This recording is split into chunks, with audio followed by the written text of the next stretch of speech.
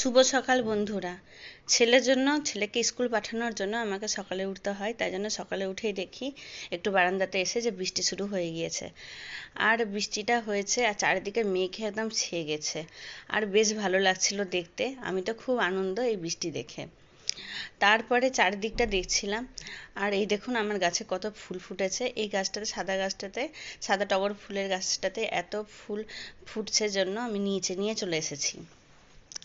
আর আমি চারদিকটা দেখছিলাম, আর ছেলের এদিকে রান্না করছিলাম, আর মাঝে মাঝে বারান্দাতে এসে দেখছিলাম যে কেমন বৃষ্টিটা হচ্ছে। তারপরে ব্যাস বলতে বলতে বৃষ্টি শুরু। তারপরে বৃষ্টিগুলো দেখুন কত জোরে পড়ছিল, আর ভালোও লাগছিল। আর রাস্তাটা একদম জলে ভরে গিয়েছিল। আর ছেলেকে আমি স্কুল পাঠাতে পারবো কি পারবো না সেটাই ভেবে পাচ্ছিলাম না, কারণ এত মেঘ করে গিয়েছিল, আর বেশ বাজও পড়ছিল, আর মেঘও ডাকছিল খুব। এবার পাঠাতে পারবো কি না সেটাই আমি চিন্তা করছিলাম, আর রান্নাও করছিলাম, ছেলের জন্য টিফিনও বানাচ্ছিলাম, আর ভাবছিলাম যেতে পারবে কি পারবে না কি জানি এতটা দূরে।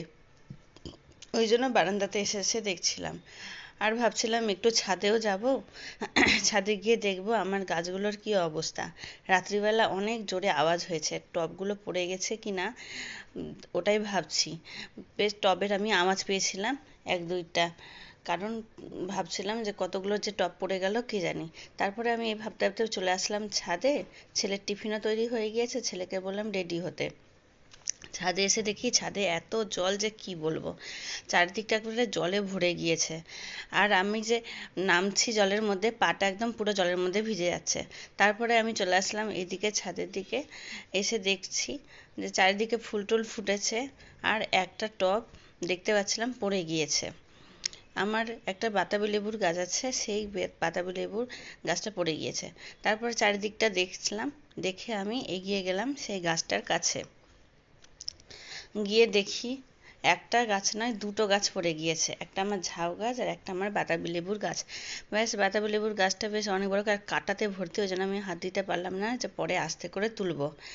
আর ফুলগুলো দেখছিলাম, আর গায়ের মধ্যে বৃষ্টিও পড়ছিল। গায়ের মাথার মধ্যে গামছা ছিল, তাও আমি ভিজে যাচ্ছিলাম, এত জোরেই বৃষ্টিটা হচ্ছিল। তারপরে আমি চলে আসলাম ঝাউ গাছটাকে তোলার জন্য। ঝাউ গাছটা ওপর থেকে পড়ে গিয়েছে এই বসার জায়গাটা থেকে, তাই জন্য আমি ঝাউ গাছটা একটু আমি তুলে দিলাম। তুলে দিয়ে চারিদিকটা একটু দেখছিলাম, আর বৃষ্টি পড়ছিল গায়ে, বেশ ভালোও লাগছিল। আর নিচে গিয়ে আবার ছেলেকে পাঠাতে হবে, ওই জন্য ছেলেকে বলছিলাম তাড়াতাড়ি করে রেডি হয়ে যা, আমি একটু ওপর থেকে আসছি।